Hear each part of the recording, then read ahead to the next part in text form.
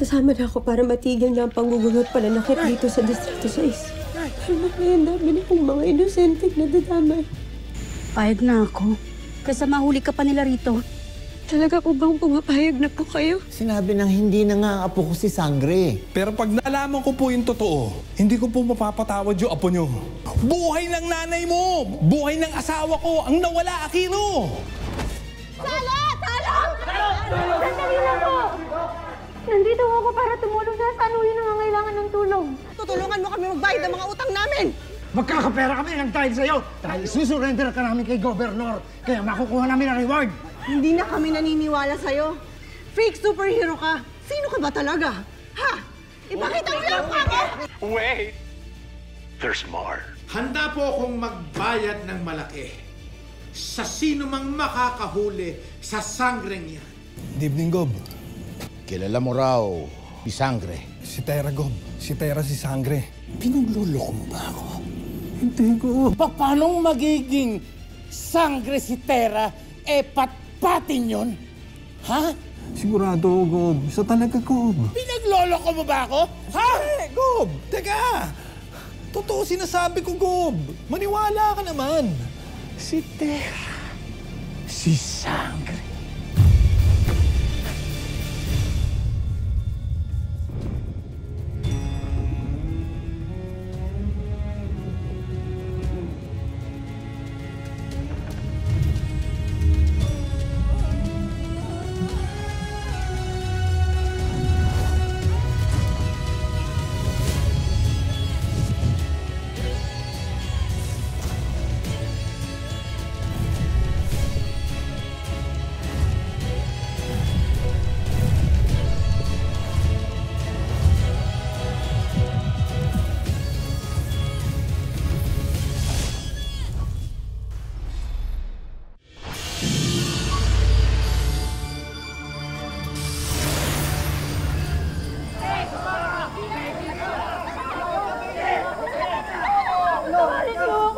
Sinasadyang makasakit oh. Patawad ako. Kung nadamay mo yung mga mahal mo na sa buhay, hindi ko sinasadya.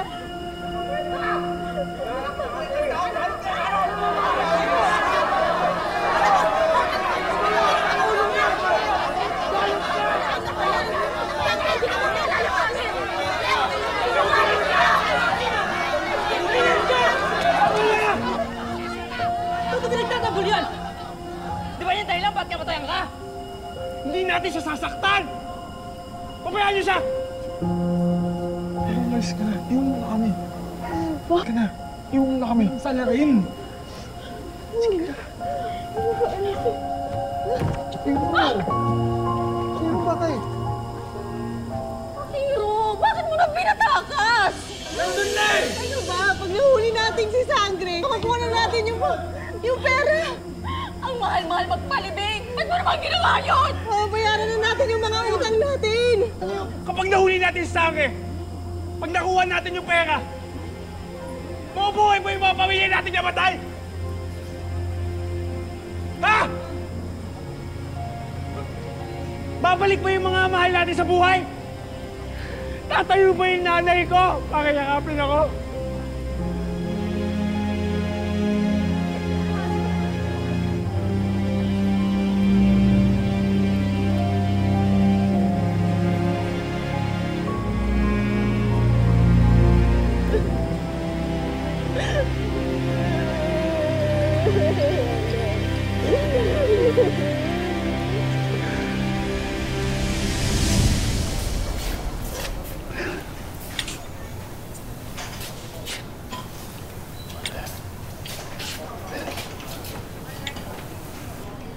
Sir, baka pwedeng makitawag.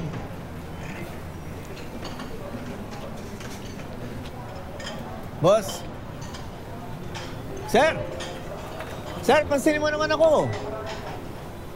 Bakit? Ano yan? Baka maaaring makitawag po. Meron lang kailangan kausapin eh. Bukas na. Baka umi-style ka lang dyan. Hindi po, sir. Talagang mahalaga po. Kailangan ko makausap yung apo ko. Pwede po, sir? Ang kulit mo, tanda. 10 oras na ng gabi. Malamang tulog na yung apo mo. Hindi po, sir.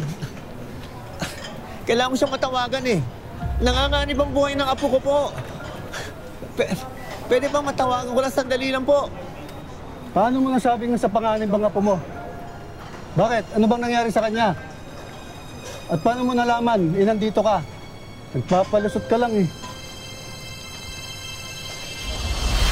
Ako po yung nagnakaw sa warehouse, kaya wag niyo silang sasaktan tsaka huliin. O sasam ito! Nagnakaw daw ang anak nyo. Sinusubukan ako ng tera.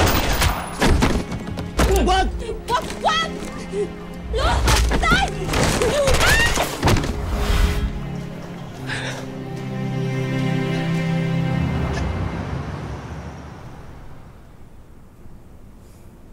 Buwisit na tera yan. Ang tagal kong pinahanap yung sanggring yan. Pero si Tera lang pala. Si Tera lang pala. Ay, Ali. Go. Gusto ko, hulihin mo yung terang yan. Dalhin mo dito sa akin, si Sangre. Ora mismo. Gob, kung si Tera nga si Sangre, paano namin huhulihin yun? Siguradong gagamitin lang niya ang kapangyarihan niya sa amin.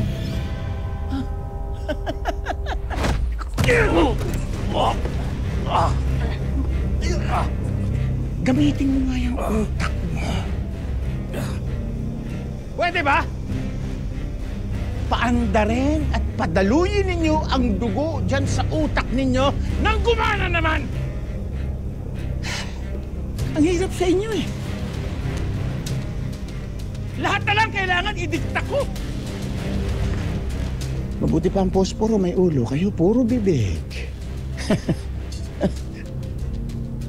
O ano pa hinihintay nyo? Lumayas na kayo! Opo, Gob. Kayo, sumunod kayo sa akin. Tara, sumama kayo. Martin, very good.